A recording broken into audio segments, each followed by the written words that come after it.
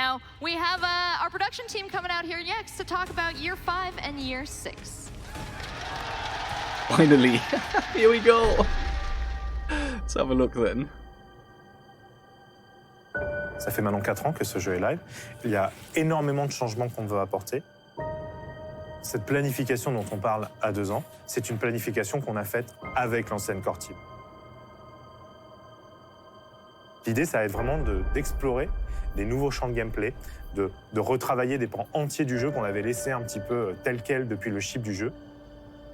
On s'inscrit vraiment dans l'objectif de parachever la vision originale de ce jeu. We're planning 2 years ahead for the future of Rainbow Six Siege, and it's very exciting for us. The year 5 is going to be a hybrid year, a mix of what we have today and what we'll have in the future with year 6. The first half of year 5, season 1 and season 2, will be very familiar for everyone, and we're going to have a couple of additions. 2 operators per season, map reworks, and in-game events are going to be the core of what we're going to be delivering. On top of that, we're going to be adding arcade playlists and, of course, the Battle Pass. Now, for Season 3 and Season 4, things will start getting closer to our ambitions for the future. We'll keep map reworks, in-game events, and Battle Pass, and yes, this will be the time we switch to delivering 1 operator per season instead of 2, which in turn will be counterbalanced with new core gameplay content, plus we'll be delivering more narrative behind our new operators to our players. For year 6, the goal is going to be threefold. Number 1, Battle Pass and new operator will kick off the season along with our regular seasonal updates. Number 2, by this time, we have established our core gameplay-centric philosophy. Features and operator reworks will drop throughout the season, rather than right at the beginning, giving us the flexibility to deliver this content when it's ready and keep some surprises for the players. And number 3, finally, arcade playlists will become more frequent throughout the season.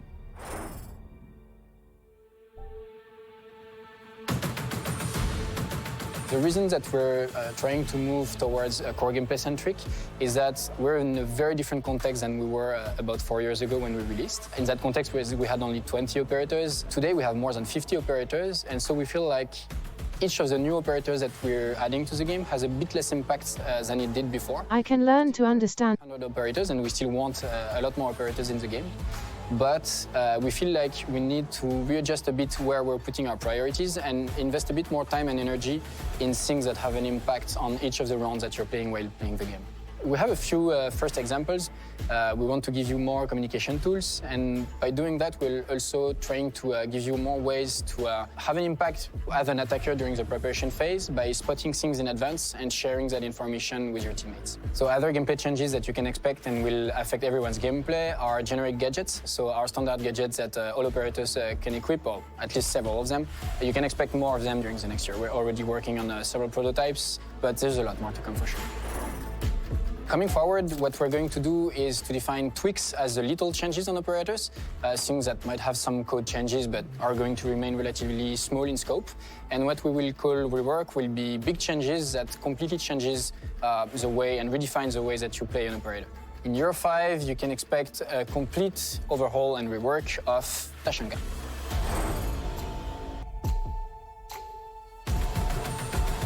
On year 5, every season we'll have a major event.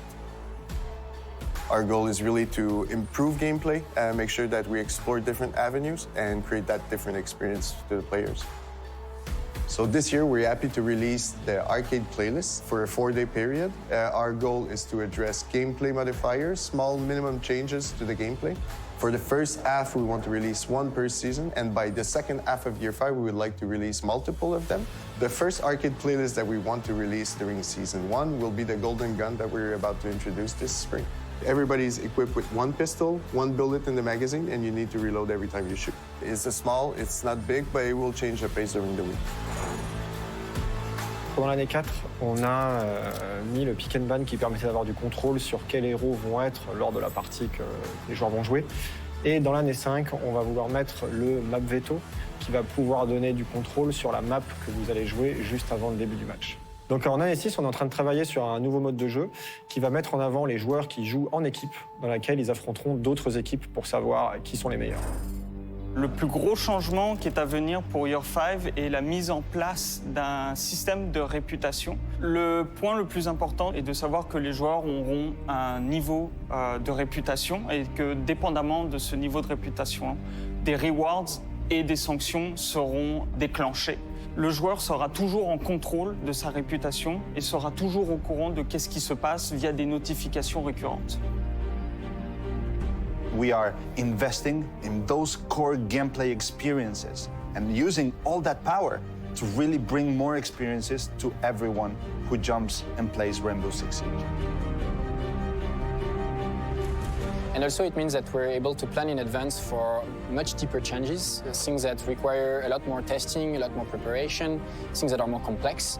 So it allows us actually to have a lot more freedom in what we're preparing for the future of Rainbow Six. C'est un jeu qui va continuer à se déployer, qui va continuer à évoluer et qui va essayer de tendre vers son plein potentiel et sa pleine maturité. Il s'agit vraiment d'investir plus pour tout le monde.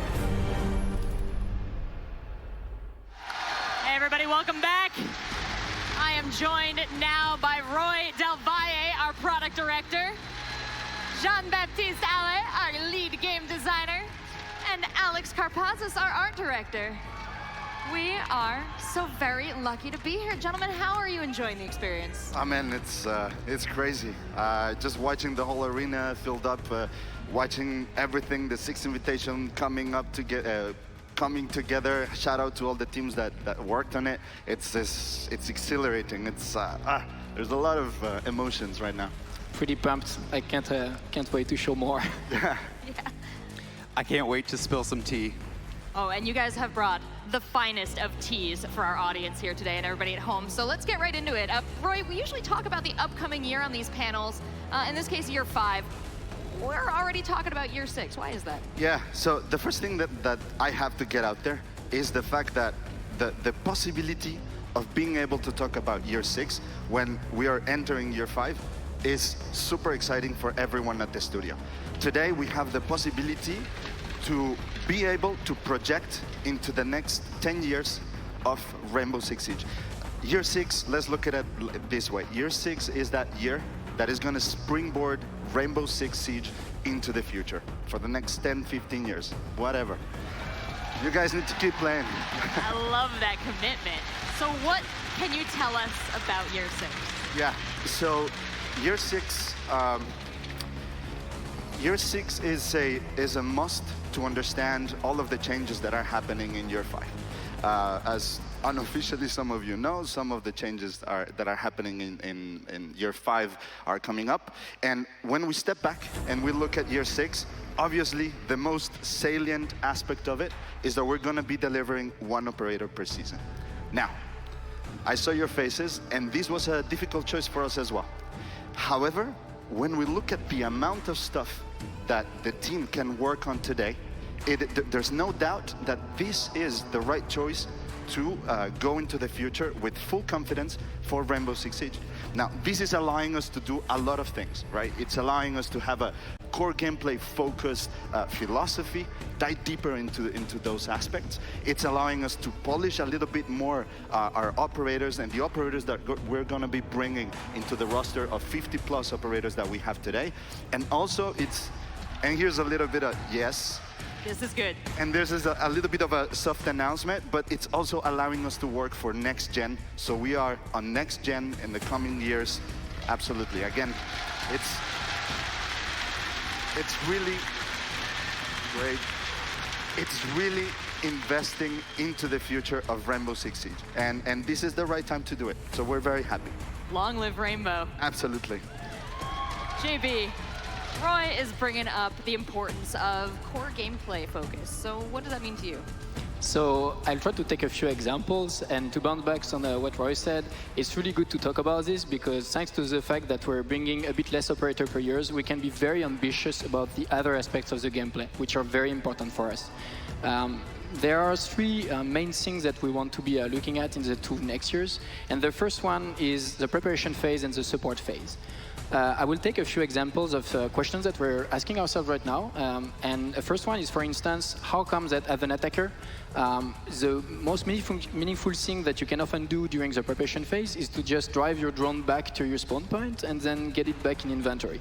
That doesn't feel like a super useful thing to do with your 45 seconds. And so right now we're prototyping things that could change a lot what's happening during this phase. Another example is for the support phase, which is how often, as Siege players, how often do you alt-tab? Seriously, let's be honest here. How often do you alt-tab after you're dead? That happens a lot. I do it. But the thing is, we could give you very good reasons not to do that. We could give you much higher stakes in what's happening there and much better tools to have an impact on the round. So these are the kind of things that we're looking at right now. They're very ambitious and have a lot of ramifications in different aspects of the game, in game balancing and all. But the fact that we can plan 2 years in advance like that is allowing us to be that ambitious. And I'm super happy about it because it means we have a real chance of bringing Siege gameplay to the next level. Well, it seems like the way that you're hoping to achieve this is by giving players more options. Yes, absolutely. That's another big pillar that we have for these next 2 years. As a tactical game, Siege is all about meaningful choices. But some of the things that we've gotten used to are not that meaningful when we look at them like that. Typically, a system like speed and armor, it was meant to be a trade-off when it was designed years ago. But when we look at how Siege is being played today, the reality is that speed is king, and armor doesn't matter that much. So we're pretty convinced we can make that more interesting. And another aspect of choices is the weapons. We know that rate of fire is king also in Siege, and so if you play DMR right now, you're really dedicated to a specific kind of gameplay, but most people don't really do that. So we're pretty convinced too that we can find weapon families that are underused and give you very good ways to play these weapons a lot more often and make it a more meaningful choice. Well, it sounds like you guys are really taking an approach where instead of putting a fresh coat of paint on it or a new hat is to go back inside and to rearrange the existing content, to really fine-tune that. That's exactly it. We really want to, and that's the third aspect of what we're trying to do during these next 2 years, we really want to focus on the existing content and we want to rework it progressively. We've done that a lot more in the past year for maps, for instance, and we've seen a lot of success in that. We've seen that it's really something that we have a lot of positive feedback on, and we want to do that more often for the other aspects of the gameplay, like the operators, for instance. Okay. Well, you are really working hard on year 6. It sounds like that's an incredible ambition. But let's talk about year 5. We've still got some exciting stuff coming this year. So what's on the table? Absolutely. So as I said before, year 5 is going to be that hybrid year that is going to take us to year 6. So the first half of year 5, it's pretty much what everyone knows. It's 2 operators per season. It's we're adding the arcade playlist. We're going to have 1 per season. We're also having the battle pass, and then we're going to have the second half of year 6, which this time around we're going to have. This is the time that we bring 1 operator per season, and as well we're adding more arcade playlist into the mix. And you're already teasing the future operators, right? Yeah, that is correct. So the future operators that we're going to have is, so we have South Africa and Norway for season 2, and for season 4 we have Thailand. Now, I know I didn't make a mistake when I was making this slide. Season 3, we're gonna keep it on the wraps. It's a little surprise that we're cooking for all of you, so I hope you guys like it. So stay tuned. Well, you can have your surprises, Roy, but there's still some juicy information on that slide. I'm talking about the map reworks. We were introduced to the map rework for Oregon yesterday, but I saw 3 more reworks on there. The first one looking like House. Yep, absolutely. House. Yep. Yeah, so, boom. I guess I like it. I don't think I need to say more. Good job, Roy. Yeah.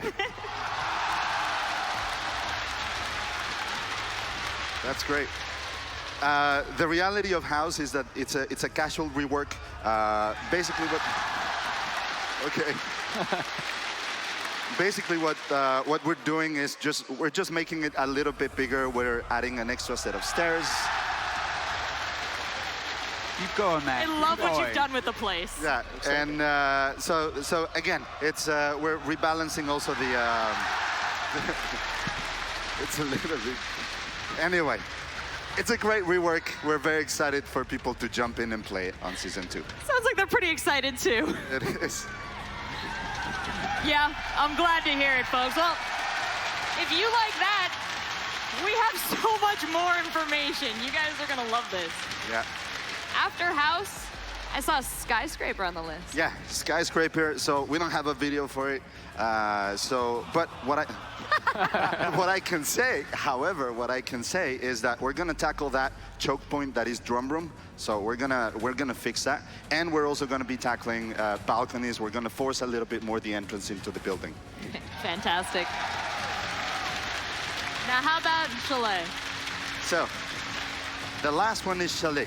And Chalet, this is one that, you know, the team is still unpacking and seeing what they have to work with, but we know that we want to ease some of the frustration that we have on the floors, so that is going to be tackled. And of course, all of these map reworks come with, as well, balancing of the objectives, so, you know, let's keep things spicy from now on. Keeping it spicy, I love Absolutely. it. Anything else you can tell us about the map reworks? Well, not really about the map reworks, but also about the seasons in general. You know, health updates, behavior, all of that is still gonna come every season, as always. All right, well, thank you so much, Roy, for those insights. Very exciting information. JB, you're up once again. We're back to you. We've just been explaining ambitions for year 6, but we also have some core gameplay stuff coming in year 5. Exactly. We already have a few first examples that we can show up.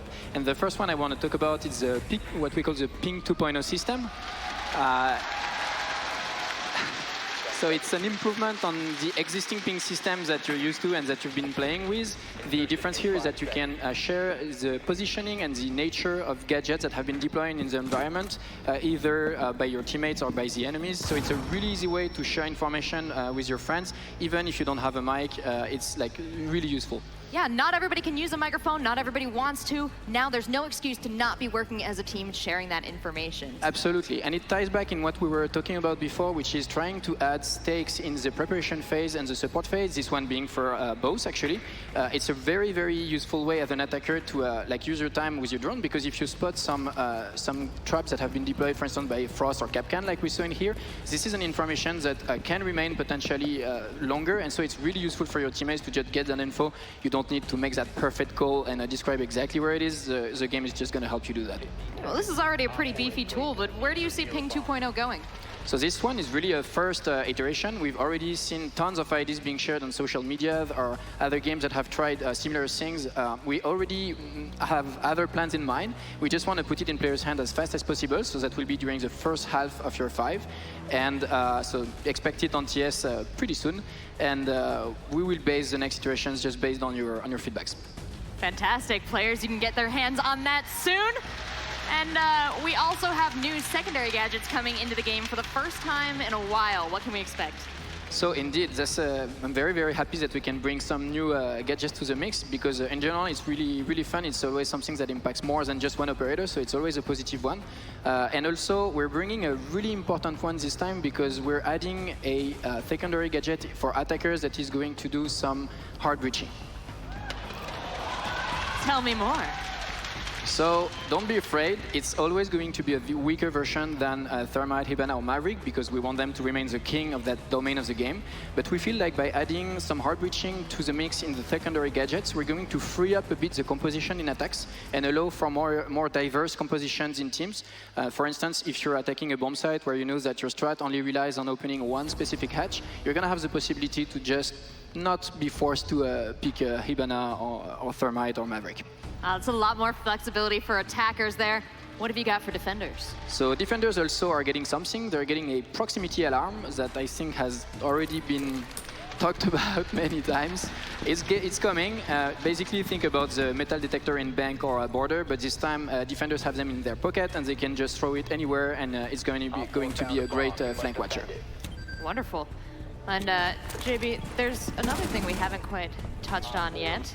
Now, this is going to be a big one for competitive players, for casual players, for content creators. What's coming? Indeed, this is a huge, huge thing. I'm talking about match replay.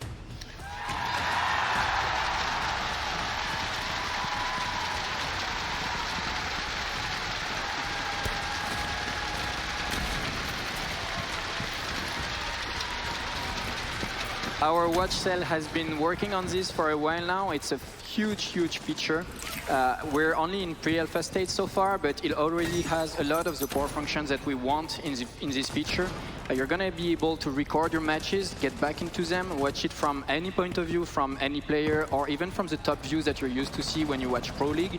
And we believe that this has a huge potential to bring Siege also to the next level, because, like you said, it can be used to create YouTube videos, it can be used to reanalyze your strats when you're playing as a pro player, or just as a ranked squad. Like, we absolutely believe in this feature, and you're going to be able to play a pre-alpha version in the test server during the first half of year 5 too.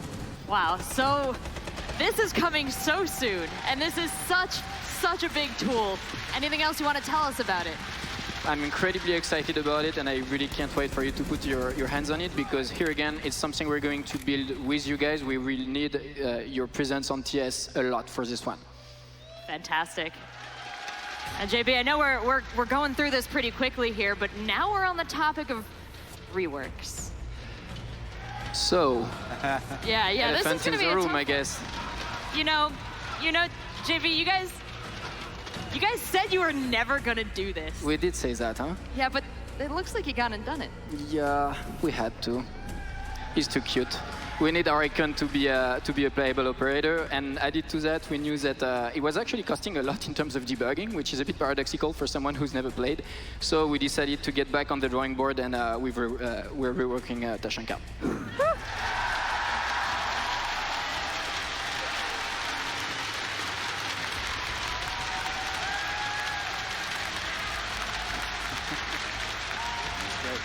Yeah, thank you. We can go home now. I guess. So what are you guys doing to Tachanka? So the first thing, of course, is at the core of the issue is the turret itself. The concept of being immobile doesn't really fit with Siege gameplay, like you all know. So we've taken the weapon out of the turret, and as a first step, made it a primary weapon, meaning that you can just run around.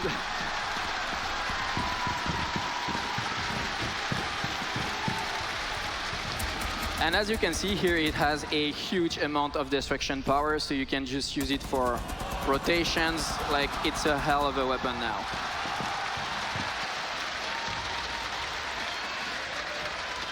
And then he's also getting a gadget? Yeah, he's also getting an ability, which is an incendiary grenade launcher. Whew.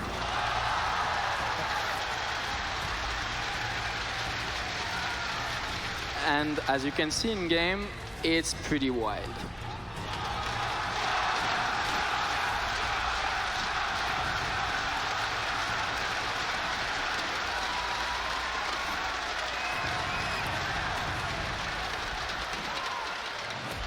So the whole concept here is that it's an area denial tool.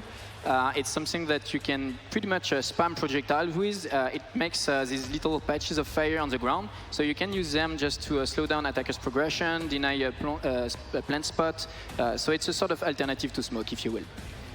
He looks very exciting, and based on the reaction of the crowd, I know you guys can't wait to get your hands on the new Tachanka. But JV, you guys have gone and opened the floodgates now. You've changed Tachanka, so does that mean other reworks are on the table as well? Yes, very much so. We really want to bring more reworks to the most problematic operators of Siege. I can't really get too specific right now, but we have other plans for year 6. And if you look regularly at the charts that we release that show the most frustrating operators or the ones that are the least played, you can have a pretty good idea of who is next on our watch list. Oh, JB, thank you so much. This has been very exciting. So much great info. Anything else you want to add?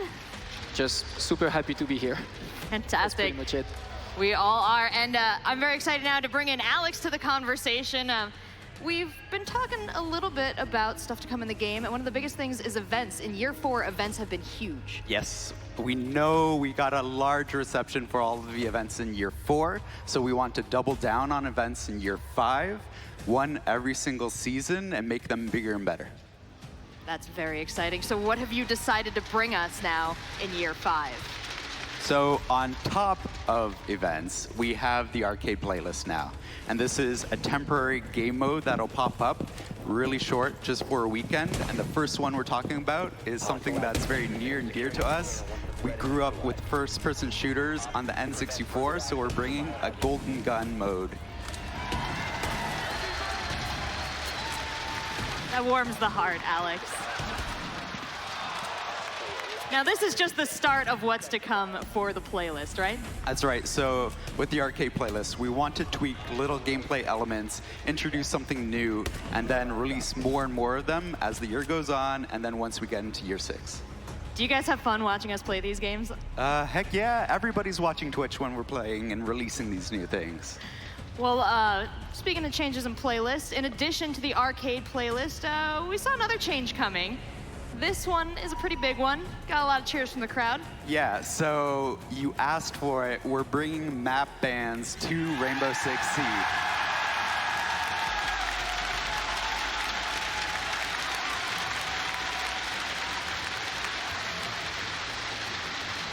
Why don't you tell us how these map bans are going to work? So whenever you start up a ranked playlist or an unranked playlist, you jump in and you have 3 maps to choose from the pool. Both teams will vote on which ones they want banned. The remaining one will be the one you play. Fantastic. Couldn't be simpler. Now, every day the Rainbow Six online experience gets a little more competitive. You guys are taking it even a step further. Right, so with map ban that's coming year 5, in year 6 we're already laying the groundwork for something that we're calling the Rainbow Six Cup. This is taking the experience of the SI here and trying to package it up for everyone at home so you can play with 4 friends in a series of battles to find who's the best. You're going to have a lot more pros on your hand come next year Invitational. Yeah. Alex, anything else you'd like to touch on? I just want to address one thing that was brought up in the dev diary. As devs, as players ourselves, we have 0 tolerance for toxicity, harassment, cheaters, and we're going to keep it up. So the player behavior cell is working on the biggest feature yet, which is the reputation system.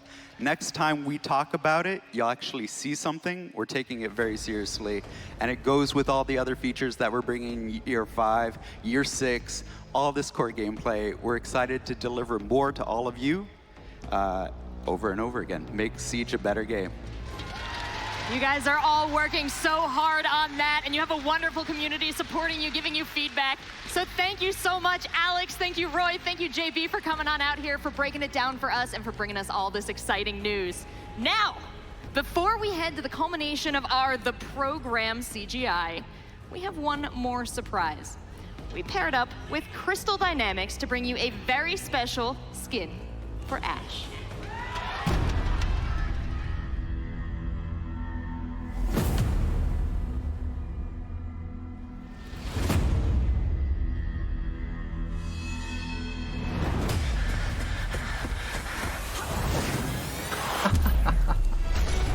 Alright, why not?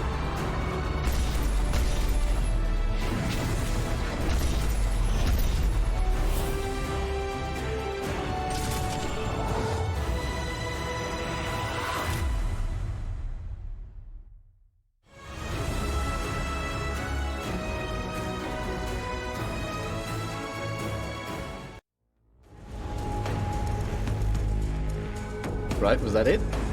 I have a feeling that might have been it. So there you go. Alright then. Well, why not? So, there's a lot to unpack there. A lot. Let me maybe get this and let's see.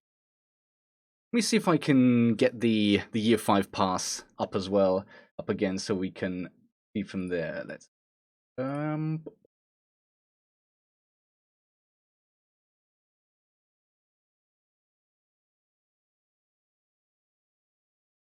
There we go. There we go. There is that. So year 5. This is the year 5 pass basically. Actually, yeah. Let me look straight ahead because I've got that there as well.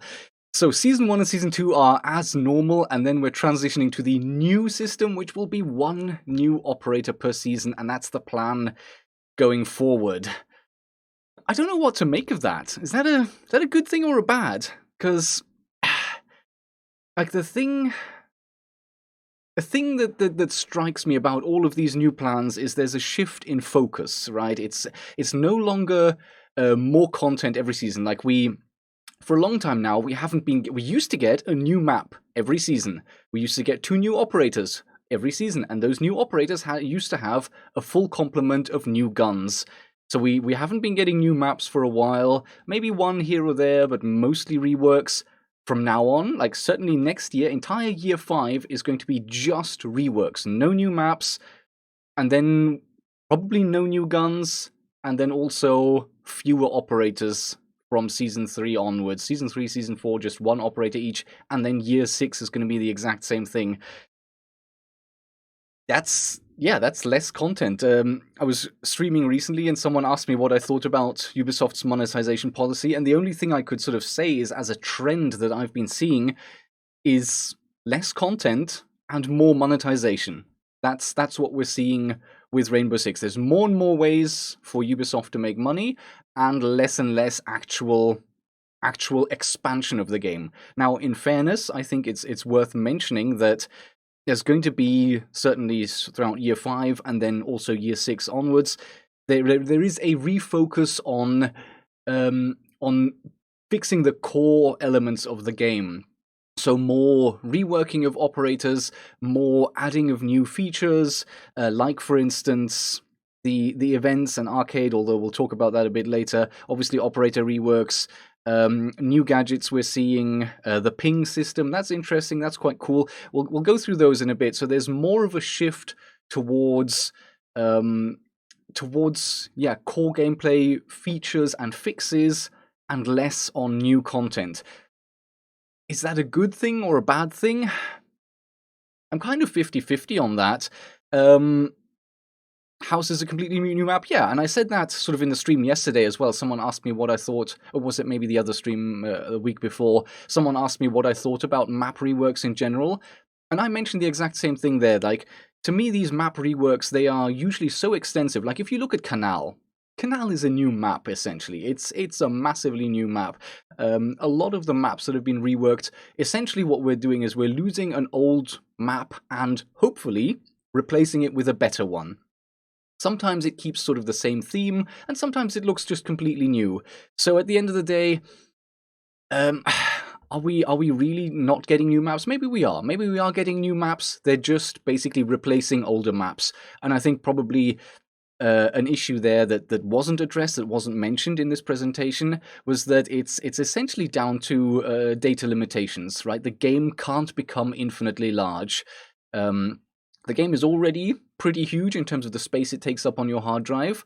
I think certainly on PC, for most people that's not an issue, but then once you go to console, there is a hard limit. You can't make the game infinitely large. So that's why we're seeing this new trend of essentially removing an old map and adding in a new one. Yeah, maybe that's not a bad thing. Maybe it doesn't matter, because why do you need to bloat the game with a bunch of maps that maybe aren't that good, that maybe don't quite work, if you can just improve them, make them better, and have a new roster of maps that just is more fun to play, more competitive, more balanced? Fair enough. Absolutely.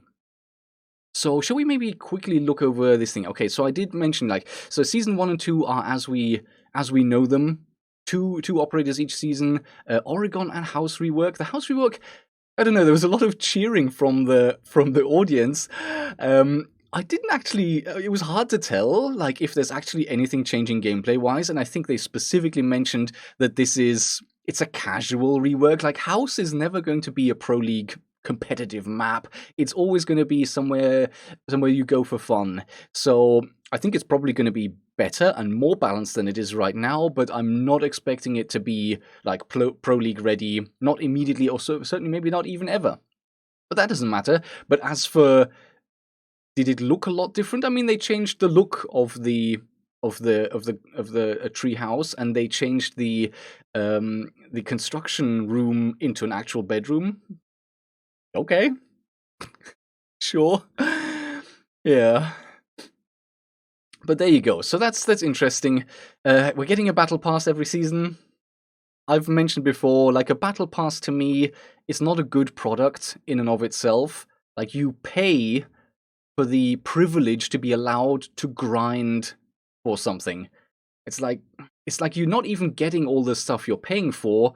You then have to put in X amount of time to unlock that.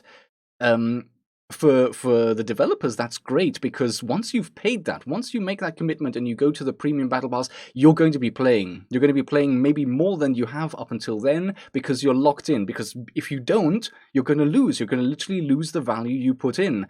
So it kind of gets people to play more. Plus, there's the monetization. Plus, maybe depending on how many people actually buy that compared to how many people would normally buy just straight up cosmetics, it's probably a good sales tactic. It probably makes them a decent amount of money. To me, that's neither here nor there. I'm not a massive fan, but there it is. The event and arcade playlist, and then having that going forward, like they're saying, we're going to get an event every season, and then in future we're going to have these little arcade things come every other week almost, several times each season. We're going to get these little things. That's a double-edged sword, isn't it? You're going to have on the one hand something that breaks up the game, that gives you something new to do, that might be a lot of fun, and you can have some fun with that. But at the same time, I think it's also worth keeping in mind, like, Ubisoft doesn't do these things to just out of nowhere. They don't commit resources and developers' time to creating these special events if there was not a purpose behind it, and the purpose is just very evident. Like the events, they're just basically sales mechanisms for cosmetics. Each event comes with its own cosmetics bundle that you can then buy, and a lot of people do buy. So there's that. And these arcade playlists, I mean, one of the things the events and the playlists do is they also bring players back in. Players who might be playing something different at the moment, who might have left the game, who might not be all that active right now. Something interesting comes along, you go back and you have another look. So it bumps up the player numbers again, and it also acts as a sales mechanism for these cosmetics. So to have more of that basically feeds back into the feeling I was getting anyway. Less content, more monetization. Am I saying it's necessarily 100% guaranteed to be a bad thing? No, absolutely not. These events can be fun. Although if I think back through the last few events, like there's always like this sort of, oh yeah, that was really fun for the first 3 games, and then it kind of like, it kind of gets a little bit samey. Like if I think about the Halloween event last time, by the second day, I was running into people who were basically just typing in the cross-team chat saying, hey, I'm going to be at the front door. If you want to kill me, I'm right there. Because the only thing people wanted was to grind to get that additional alpha pack that you could unlock. So they were just throwing the game. No one was playing it anymore. They were just basically feeding each other kills. So that's how that event went. And I remember playing it, and it was fun enough for the first sort of hour or two, and then it was like, okay, yeah, I've kind of seen this. And like you think about the cowboy event before that, I think a lot of people got relatively bored of that relatively quickly. So in terms of how much value these events actually add, I'm a little bit skeptical. It's nice to have, and like I think if I think about Rainbow is Magic, that was jaw-dropping, that was unexpected, and that did make me laugh. So it was good fun. These events can be good fun, but I think it's also worth keeping in mind exactly what they're there for, and that is to bump up player numbers and to make money, really. So there's that. And then we're transitioning in the second half. Yeah, like I said, fewer operators, but we're getting more core gameplay and reworks. You know, I mean, if it makes the game better and more enjoyable to play, it might be worth it.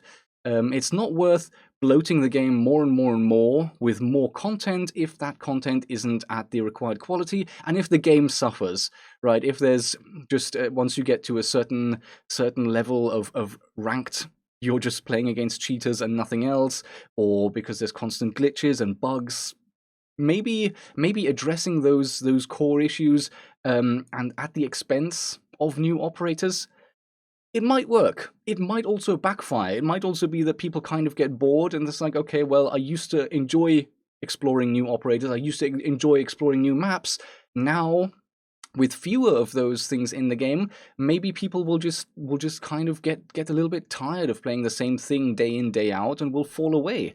I guess only time will tell. They're obviously banking on the fact that these additions that they're making are going to keep players interested, is going to be enough to keep those players interested.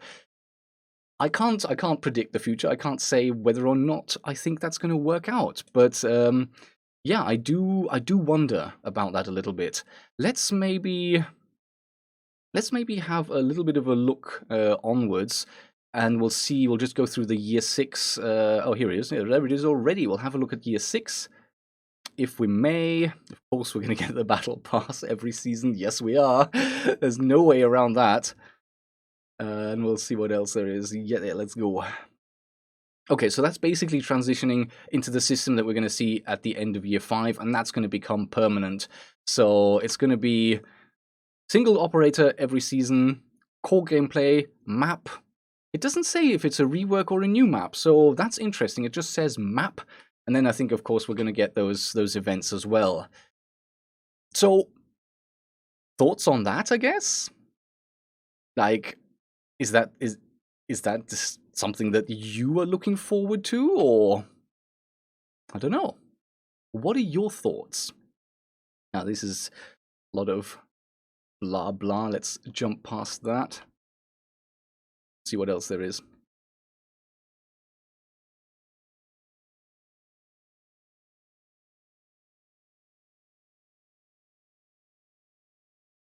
I have to say though, the Road to SI event that we've just been having, I think it's kind of still live for certainly today, maybe going off tomorrow. I'm not quite sure. That was quite decent. Like that was fun enough. Like that was a good map. I didn't like the acoustics, but that was on purpose. But all in all, definitely not a bad thing. This year, we have no details on that, but we'll get to that as well. But let me then go through all the other stuff that was mentioned. The ping 2.0, they're calling that. I would simply call it an Apex Legends style ping. I think that's... I've said double-edged sword before throughout this stream. I'm going to say it again. It is a double-edged sword, I think. It's really good for when you're playing and there is no verbal communication, and you get that sometimes when you're solo queuing, especially, I think, in Europe compared to North America. You get that issue where people just won't really talk, or they'll only speak up once or twice throughout a match, and there's not really a lot going on. And this is a good thing to do in that case. You can ping, and it shows exactly, hey, there's a trap right here. You don't have to say anything, you don't have to speak up, done. So, in that sense, it is really good. The fact that those pings remain there for quite some time, I think that's going to be quite a nerf for trap operators, and in the presentation, they especially showed that this will affect trap operators, that you can ping a frost trap, or you can ping a Kapkan trap, and that will stay there as you enter into the round. And yeah, like I think it's going to be problematic for not just for trap operators, but literally for any defenders, because if you mark stuff and it's there and it's known, that's going to reduce the effectiveness of all of these defender gadgets, whether they're traps or anything else, shields, barbed wire, alibi, prismas, anything you put down can be pinged and marked, and it won't be a surprise anymore. So you're going to lose some of the effectiveness, and I think that's going to be an overall nerf for defenders.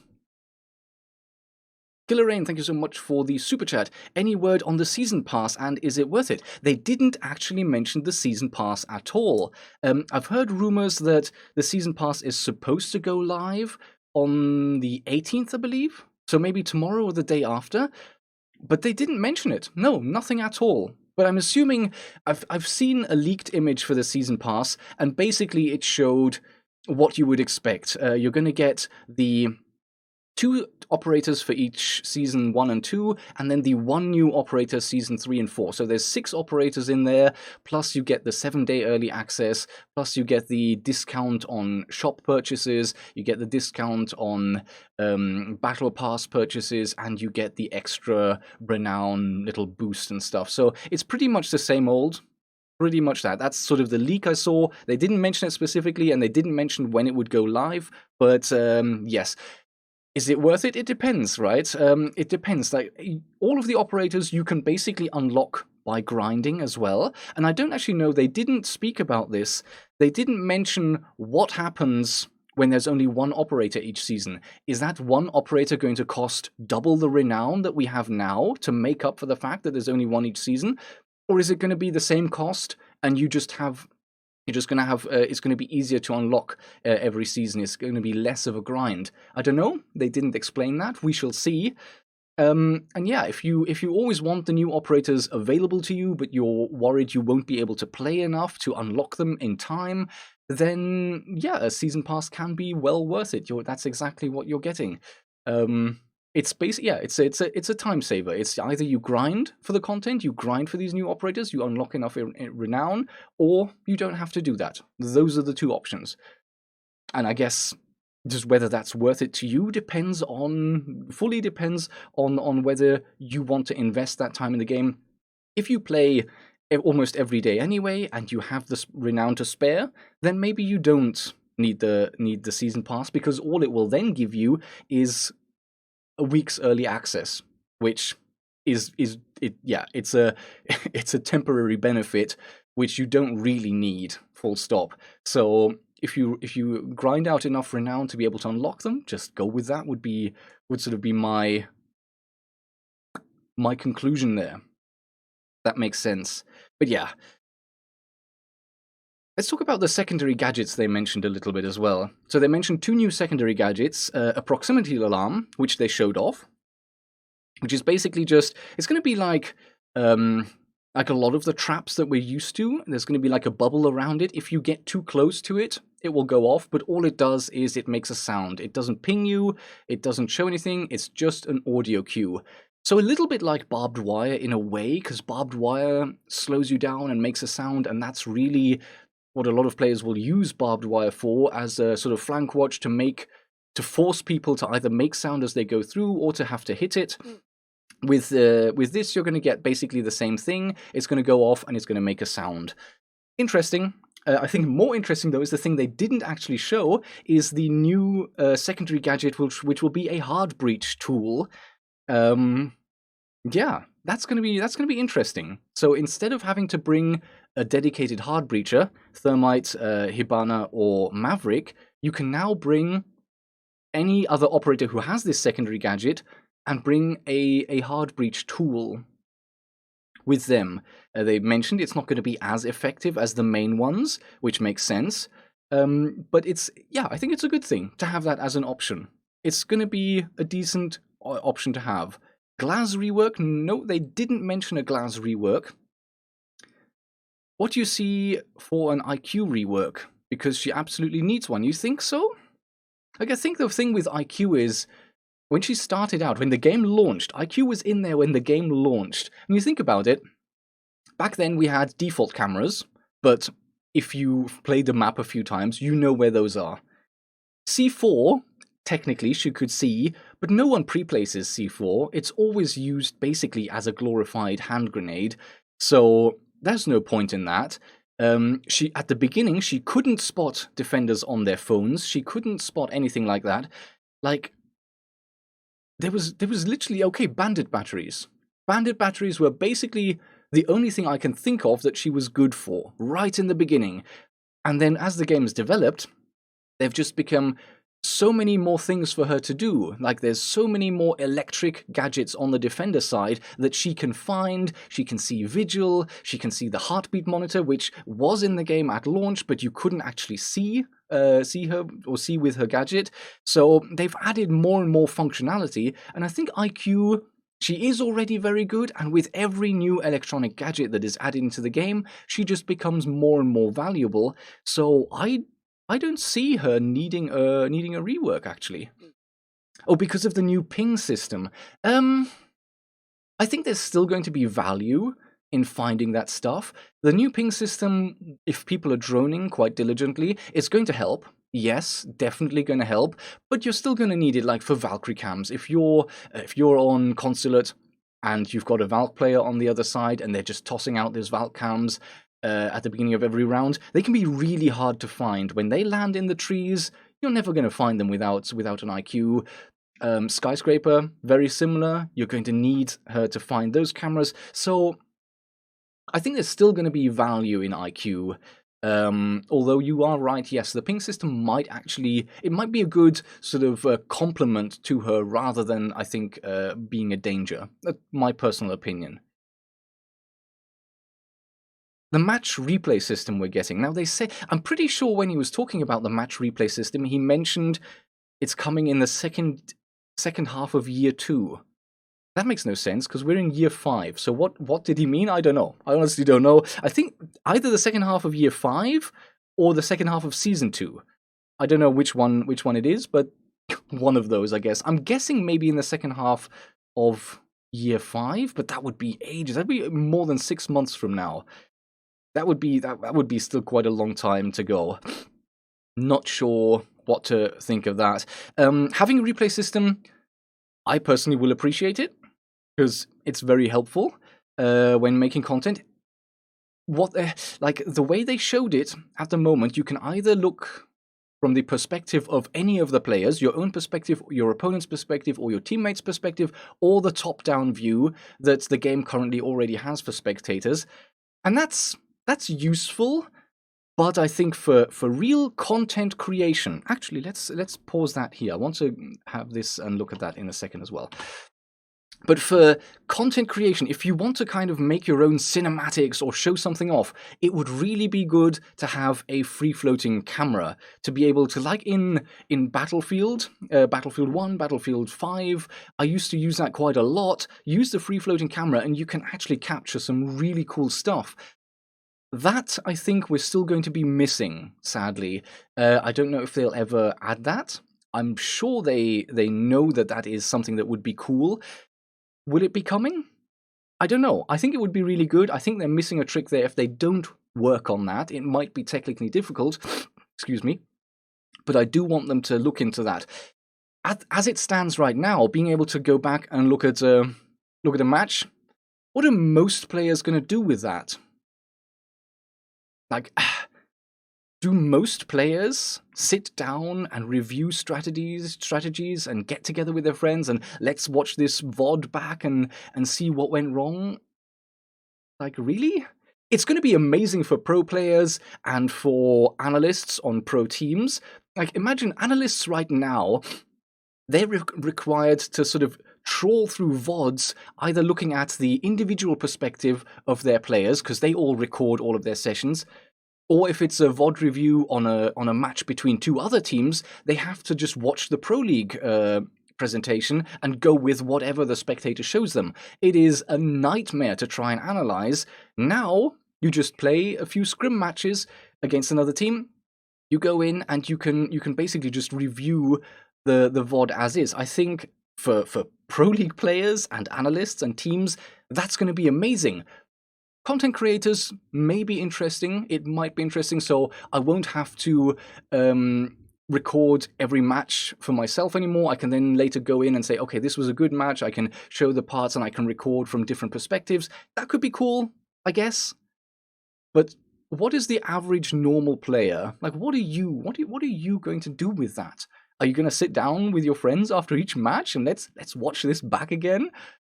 If you're really dedicated, if you're one of those players that plays Go 4s and has a 5 stack and is really serious about getting competitive in the game, yes, okay, maybe. But most players, most normal players, do they really care about it? I don't think it's half as innovative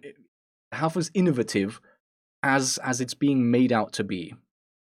So maybe at some point, if they can add a free camera and you can turn off all the HUD and all of that, and you can use it to make some cinematic stuff, that could be cool.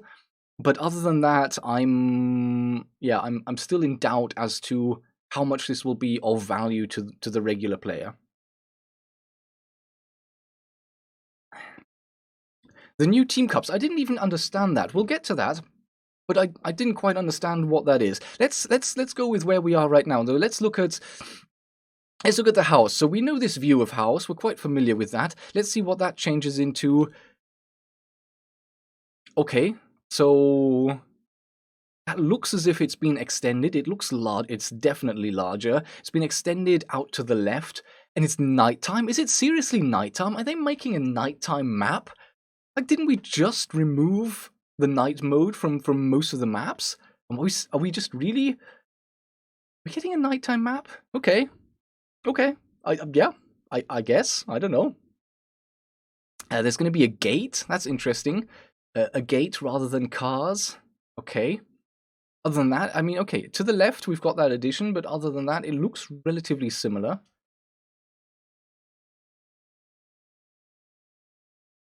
Okay, yeah, this I mentioned earlier. So there's a tree house, and then there's a different looking tree house. Okay, sure, fine. The construction room is being remodeled and will be now a bedroom. Okay, I don't know if that changes anything gameplay wise, but there you go. The bedroom that has been turned over is going to be cleaned up nicely. Well, there's a few magazines, but other than that, it's much nicer now. Okay, this is, I think, the biggest part, and it's actually also not easy to see what will happen here, but basically I think this is the part of the house that extends. So this is the patio on the, well, what we were earlier looking at, the left-hand side of the building, and that's essentially now going to become inside, so the building is extending. And there's actually, yeah, so we can see the door that goes through to the staircase that we're used to. So there's the staircase up and down, there'll be the kitchen on the right. So essentially we're getting a music and entertainment room and possibly more rooms also added on to that part of the house. All right. Why not?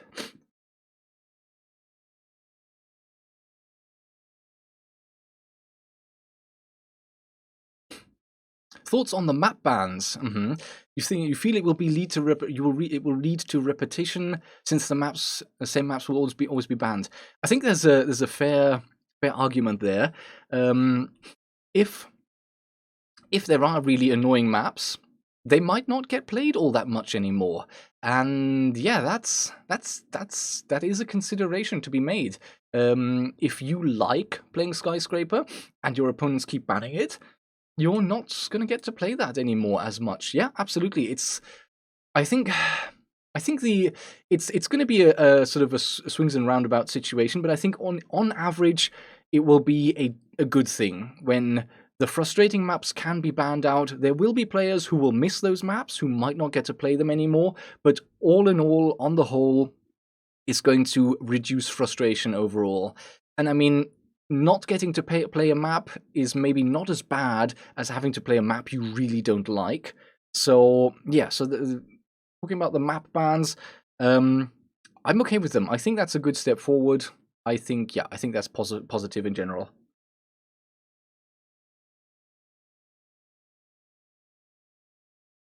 Oh, what else have we got? Tachanka rework. They did show that later. Let me see if I can find that. Okay, so here's the ping system. I spoke about that earlier. Like I mentioned, it's a double-edged sword. It's going to be a nerf for the entire defender side, which is maybe not a bad thing, because I mean, if you sort of follow Pro League or the stats in general, the one thing they always mention is most maps are defender-sided. Almost all maps, on average, are defender-sided, both in regular ranked gameplay as well as in Pro League. So maybe nerfing the defense a little bit all in all is not a bad thing. But of course, any defender that has special utility is going to, especially like Kapkan. Imagine there's a ping for a Kapkan trap. Depending on how long that ping stays there, you're just not going to find it anymore. ADS could be pinged. Yeah, it's going to be anything you place down and leave is something that that is going to be an issue. And okay, they have this clip here that shows like, okay, yeah, but the defenders can use it too. Yeah, for that one situation when the diffuser gets planted, I think for the most part, this is going to be good for attackers and bad for defenders, which might not be a bad thing, actually. It might be an okay thing. Yeah, so there's the Tachanka rework, which I think I want to discuss as well. They'll show that towards the end. This is the footage for the new alarm system. Actually, we can probably, yeah, it puts the alarm down here. You can actually see the circle as we can with a lot of other gadgets right now. Any opponent who walks into that can then get potatoed all over, if I remember this clip correctly. There we go. Oh, and then we've got that confirmation. Here he comes. We kind of got him. There we go. Here's the replay system I talked about earlier. So I think the way it's going to work is you'll have the matches that you play, and each match will have a little file that gets saved on your console or PC, and then you can go in later. It will probably only save a certain amount of games, and then you can go in and review them. You can review them from the top-down view or from the view of any of the players. Like I mentioned, I think giving it a cinematic option would definitely be helpful, and I think more useful than just being able to see from the first-person view or the top-down view. And I think they definitely have to include an option where you can turn off the HUD, because if I want to do something cinematic, I don't want the score there, I don't want the HUDs there, I want that stuff away, and I certainly don't want glowing outlines if I'm trying to record some kind of content.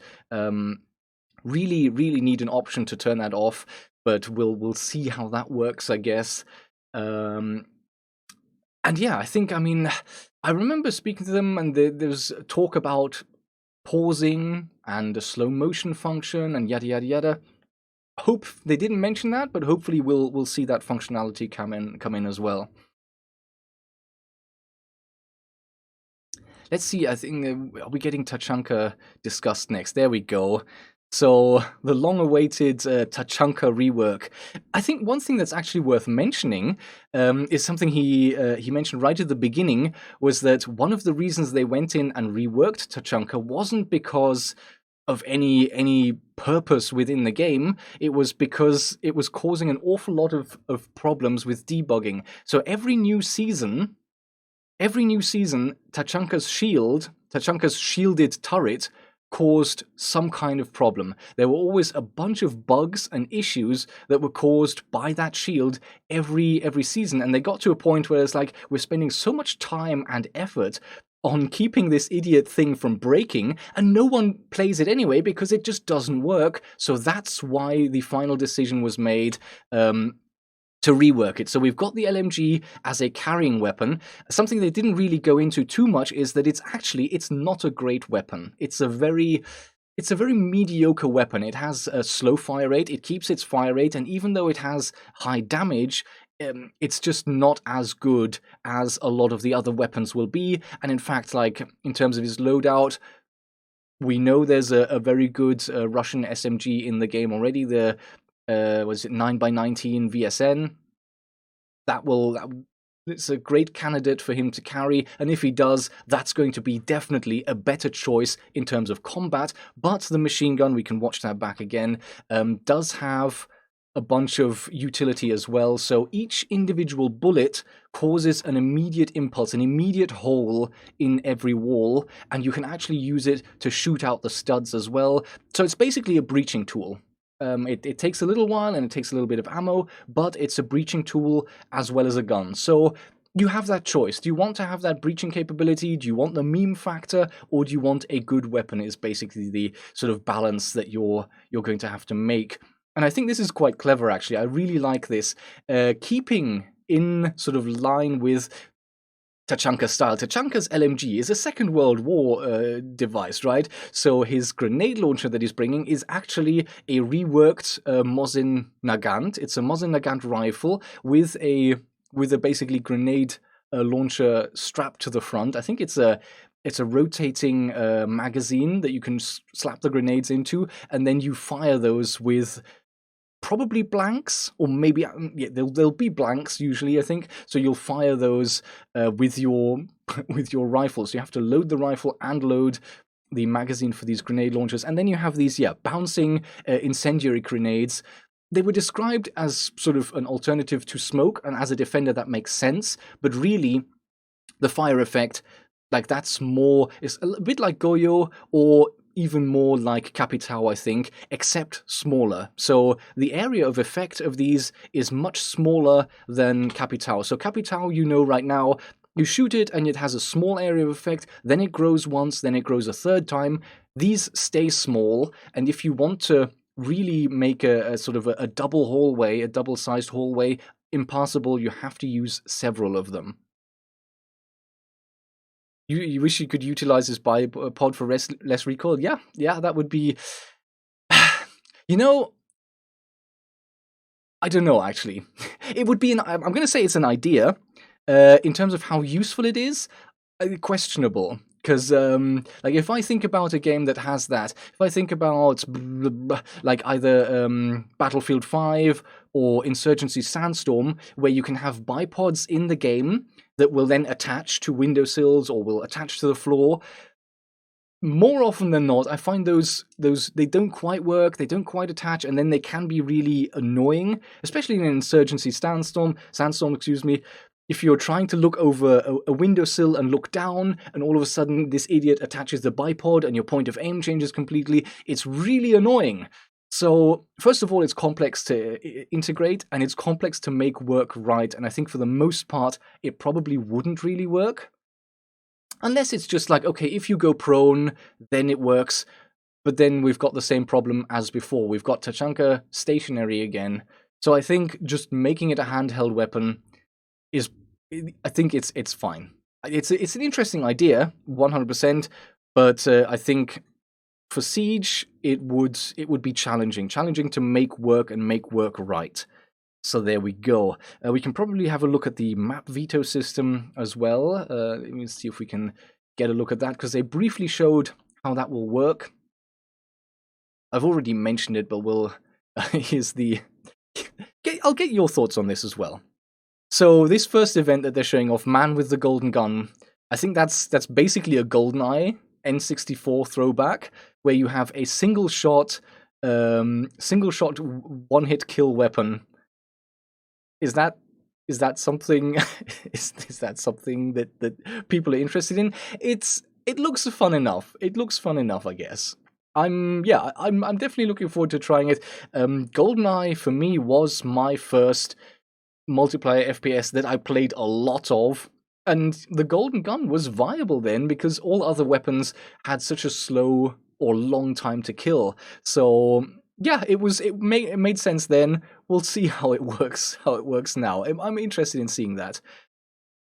Serge Media, thank you so much for the super chat. Do you think Glaz should be able to break studs? I know they don't want him to be an entry fragger, but he also seems less useful than most ops. I think... actually, we'll pause this here. I think you're actually you're making a very valid argument there. I think Glaz kind of went through this arc of where, for a moment, back in the day when Glaz was launched, he was basically just, his gadget was the flip-up sight. It didn't have banana vision, it was just a magnified sight that you could flip up and flip down. And when you compare that to all of the other operators and the things they bring to the game, a flip-up sight was garbage. It was dumb. It was silly. Like, it was so pointless.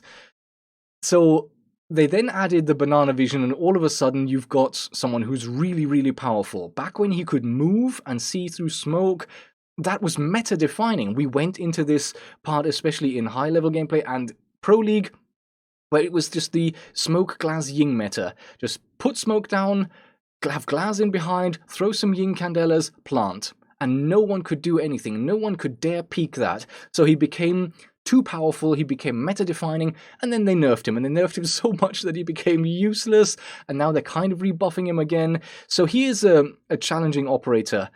I think allowing him to get through walls with his powerful rifle, especially if Tachanka can do that as well, I think that's not a bad thing. And I think maybe having that option for Kali as well, because Kali is underwhelming, and I think she's going to be underwhelming even when she makes it into Pro League. So I think it's worth thinking about that for some weapons, for some high-powered weapons. So yeah, I think it's an interesting idea, and I think depending on his sort of stats, and I think they're still pretty bad. I'm not quite sure. I'd have to double check, but I don't think he's doing all too well right now in terms of his pick rate and his performance. It might be something just to add a little bit to him. So yeah, all in all, I would say interesting idea. And then maybe let's finally look into this map ban system. So you're going to be presented with 3 map choices at the beginning of a match. I'm guessing this is going to be randomized, or maybe they have some kind of algorithm in the background that looks at which maps to present. And then, yeah, every player on each team chooses what they want to ban, and depending on those votes, you end up... yeah, so this is basically, we get blue team banning. You can see the bans going down. Oregon is the one that's picked.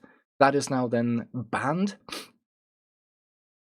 And then orange team picks, and they do the same thing. So all 5 players pick out of the remaining 2 maps which one they want to ban, and then you play the remaining one.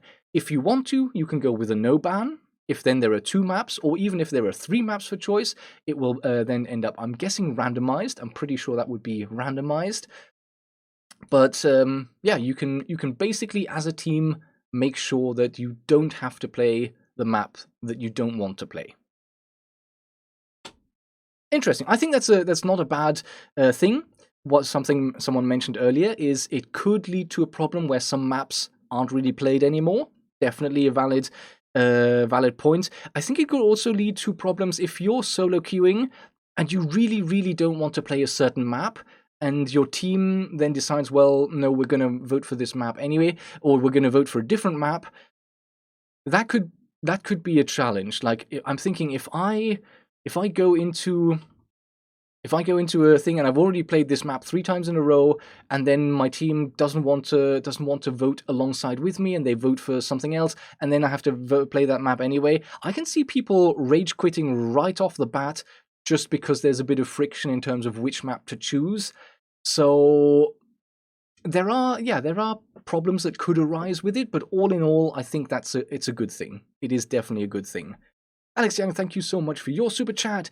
Do you think it is possible for Lord Gadget to do vertical defend if a hole is opened under the floor, and also do the same job as impact trick to thermite? So this is, I'm guessing, regarding the grenade launcher for Tachanka. So those grenades, they basically just produce fire. They don't actually make any holes. Can you use it to sort of stop thermite from planting? Yes, absolutely. So you have, in many maps, you have sort of walls where if you reinforce, it goes almost all the way to the top, and then you have this sort of sliver on top, that... Jesus Christ. That stays soft and that you can open up. For instance... God damn it, I'm gonna stop now. I'm throwing my pen all over the place. For instance, if you think about church on the clubhouse map, you have that strip of soft wall at the top. If you think about bank in the CEO office, you have that strip. So it's not going to be like impact tricking, that you throw an impact grenade and that destroys something that is placed. But if you know, like if you have maybe a camera, or if you're just using audio cues, you know thermite is trying to get to a certain wall, you can bounce a flame grenade over the top and it will land, and it will stop them. It will do damage. Let's do it this way. It will do damage to the player, but not the gadget. So if thermite wants to stick it and wants to put down his charge anyway, he can go through that damage. It's basically going to be like smoke.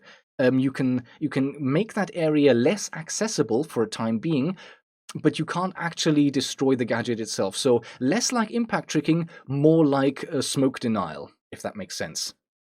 And can you use it through a hole in the floor? Yeah, absolutely. You can, if there's a hole in the floor, you can shoot it through that and it will go off below. And I think one of the really interesting things as well is that it bounces. Like, that can be really useful. I've actually used this gadget. I've been in a play test and had a chance to play with that. And we were playing the ground floor, no, the basically lower floor defense on Consulate. So essentially the garage. And you know where the pipes are, the area of the pipes, basically round the corner from yellow stairs, if you go down into the garage. I was standing in this corner where the radio is, and I could shoot those grenades at the wall towards yellow stairs. They would bounce up the yellow stairs, and they just created an area of flame there. And I stayed there for almost the entire round, and I would fire one, and it would explode, and it would cause fire. And I'd shoot another one, and I was completely untouchable there. There was a guy trying to push down yellow stairs, and he had no chance of getting through without taking the damage of the flame. So the fact that these bounce and that you can spam them out quite quickly, that I think is quite a cool feature and an interesting feature. See, is Siege fun again? I mean, yeah, I think there's definitely been advances, and they're adding stuff, I think, into the game that is going to be a decent amount of fun and a lot of fun. So there we go.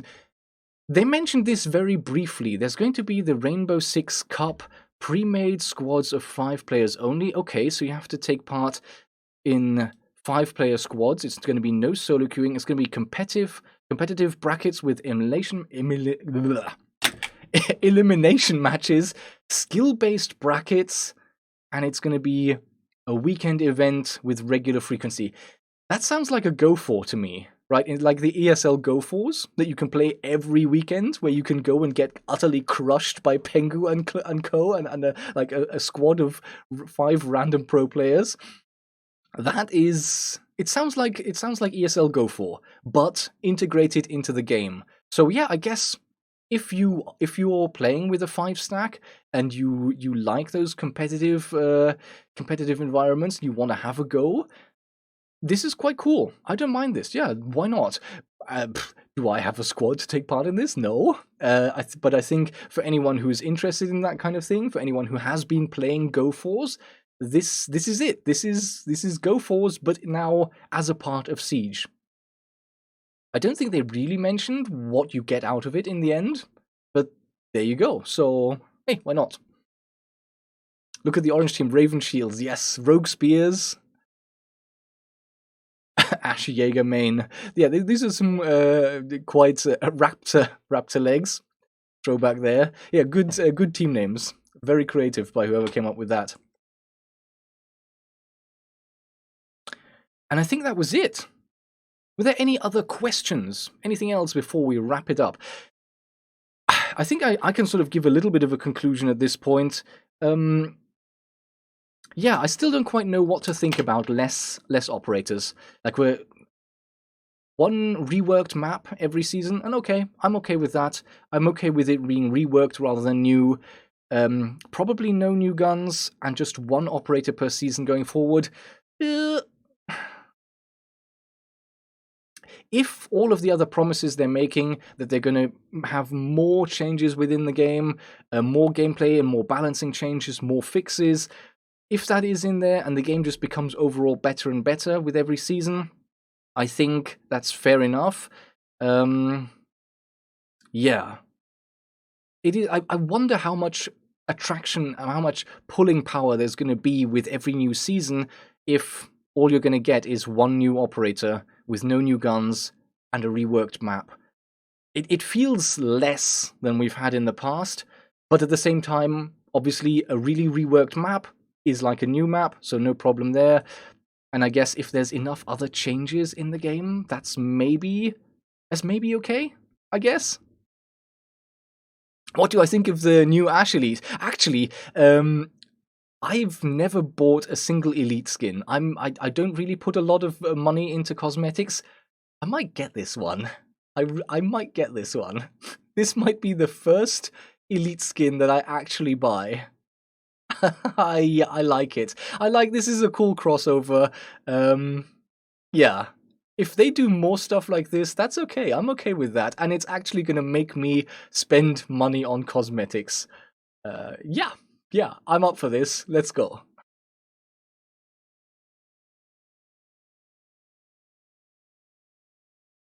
There we go. Actually, let's go back one. Here we are. Oliver, you don't like the changes, but you want the game to be as polished as possible. Absolutely fair, and I think I agree with you. Overall, there's a lot of cool stuff coming. The new gadgets are cool. The new ping system is very useful, although nerf to defenders, so we'll see how that plays out. I don't know how much I care about the events every season. The mini events might be cool to play. They might be fun. They might be good for some silliness. And maybe we'll get sort of community nights going where we play those and stream that. That could be good fun. So fine by me. The map veto, I think, is definitely good. Reputation system, we don't really have any details on what that means. But if they have something in there that somehow affects how the game works, so that people with a low reputation end up playing together. So if you have all these toxic, glitching, cheating people that get put into a low reputation bracket and they play each other, and then you have people who are more cooperative and kinder, and they get match made together. I think that could be a good thing. The question is, how does this actually work? Is there going to be some kind of voting? Is it open to abuse? Can I, like, if someone stole a kill that I thought I was just about to get, do I get to vote that person down as revenge? Is the anti-toxicity measure of a reputation system actually going to allow for a new channel, a new form of toxicity, in that you can vote down someone out of sheer spite? I don't know. I don't know. I'm sure they're thinking about that. I'm sure they're looking into it. It'll be interesting to see what it means and how exactly it works, but they didn't really give many details. So there's that. Interesting to see, and we'll see where it goes. All in all, yeah, big changes, a lot of changes. Maybe because I knew some of these things already, it didn't hit me quite as... Like, I knew about the ping system, I knew about these new secondary gadgets, I've actually played those already, the new Hard Breach and the new Proximity Alarm, played that, I've played Tachanka, and I already knew about the reputation and the map veto system, so I guess none of this is really a surprise for me, which kind of then maybe explains why I'm not wowed and why I'm not floored. It all feels kind of expected, but then, yeah, I knew it was coming, so there's that, I guess. But that's about as much as I can see. They mentioned they want to change the armor system. Yes, and actually, yes, and the low and high fire weapons. That's a very good point, and good point you mentioned that. I think that's actually worth noting, and I think, was it... I feel like, I was very recently talking, because with the ADS system that they've changed, right? They've recently changed the ADS system to slow the ADS down a bit, and a lot of things that people have been saying is, it's good for Siege because Siege is supposed to be tactical and realistic, and slowing down the game is a good thing. And the only thing I can think of is, if the game is supposed to be slower, can we please do something about 3 speeds, right? Because that's where I think more annoyance comes from. I personally don't like the slow ADS. It annoys me. I don't think it slows down the game. And I think all it does is it rewards pre-aiming and pushing while aimed down sight. And I prefer not pre-aiming, I prefer aiming when I see my opponent, and yeah, so having slow ADS, it's a nerf for me, I don't enjoy it, and I don't think that slowing down the game was the objective. If slowing down the game is the objective, slow down the 3 speeds. And it's a good thing they've mentioned they're talking about that, and they're looking into that. Again, we have no timeline or no details that I can remember them mentioning. There's certainly no details. They've mentioned they're looking into it, but no details of when. But, yeah, it's a good thing that they're looking into that. I don't know how they can address weapons, because the thing is, with weapons, you're always in a race to 100 hit points, right? So what can you do? Like, most of the weapons in Siege are either 2, 3, or maximum 4 hit kill, right? Anything that is below 50 damage is going to be 3 shots. Anything above 50 will be 2 shots. Anything below 50 and above 33 is going to be 3 shots. Anything between 33 and 25 is going to be 4 shots. And if there's something below 25, it's going to be 5 shots or more, but that's only at longer distance. So almost all of the guns in Rainbow Six, a lot of the DMRs and single shot weapons are 2 shot. Most of the full auto weapons are either 3 or 4 shot. That's it. That's all the sort of negotiating room you have there. And that's why when they buff or nerf a weapon, usually it doesn't actually make a difference, because if you go from 34 even all the way up to 49 damage, it makes no difference because it's still 3 shots to kill. Okay, sure, a person can be pre-damaged, or you could be shooting through cover, which reduces the damage. You could be hitting the limbs, which is less damage. But all in all, if you're hitting the upper body before damage drop-off, between 33 and 49, it makes no difference. So I don't know how they're going to address that, because it's always going to be like that, no matter what you do. Maybe if they include new systems, maybe harder hitting weapons will have a bit more punch in them. They'll sort of knock you back a little bit, or you'll have like a vision impact when you get hit, and the faster firing, lighter weapons won't have that. Maybe they can play around with additional features, but in terms of like the damage and fire rate balance, there is very little they can actually do, I think. But hey, it's good that they're thinking about it, and if they come up with something innovative or something cool, I'm up for that. So yeah, we'll see how that goes. We'll watch this again. There we go. You wonder if they will change the one-shot headshot mechanic. It's a possibility, but I think Rainbow Six has been very, very committed to keeping the one-shot headshot. It's been a thing that makes Rainbow Six stand out, has been for a long time, and I personally can see this being a thing going forward as well. I don't think that one-shot headshots are ever going to go away. I've never been a huge fan of them. I spoke about this not so long ago as well. But yeah, I don't think they would change. They might, but I don't think they will. But there we have it. I think we've gone over everything. A lot of interesting stuff to look forward to, and we'll see how it plays out. Yeah. With that, I think I'm going to close it down for now. There's going to be the Pro League Finals coming up for those who are interested. While we're at it, I might just, right at the end, I know a lot of people weren't interested in this, and I think that's why they put the Pro League discussion right up front, is because they knew that people wouldn't be that interested and would snooze off. I'm not sure about changing to a 9-month format for the thing. It's good that pro players get 2 months off at the end of the year, and it's going to be great to have those 2 months off before the 6th Invitational, because teams can then come up with new strategies, they can practice, they can rest and relax. It's going to be great. It's going to be great for the players and the organizations, but what about Challenger League? We used to have a new season every 4 months, so with every new season of the new game, we'd have a new season in Pro League as well. So 4 times a year, there would be relegations, and teams would have a chance to rise into Pro League, or teams would have a danger of being relegated. Then they changed to a 6-month model, so there's now only 2 chances a year, and now they're going to a single-year model where only once a year Challenger League players have a chance to get into Pro League. That's terrible. That's horrible. I don't know how that's going to work. I guess players can still make their way in individually.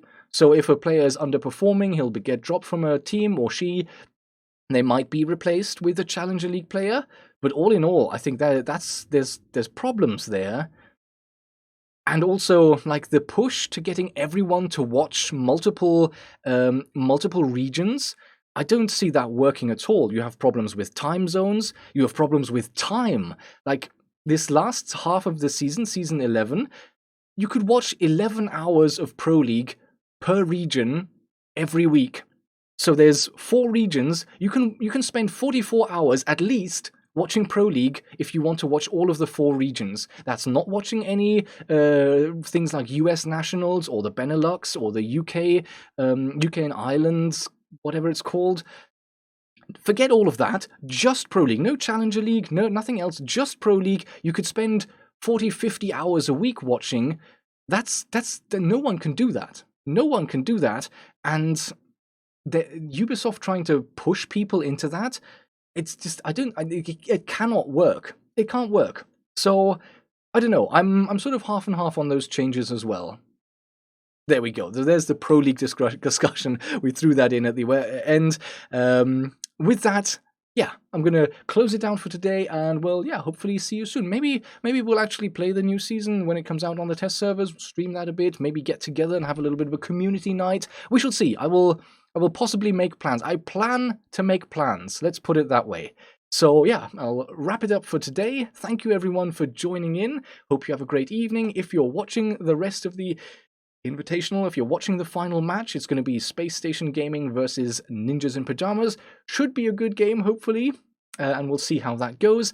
And with that, yes, thank you so much, and see you again soon. Bye for now.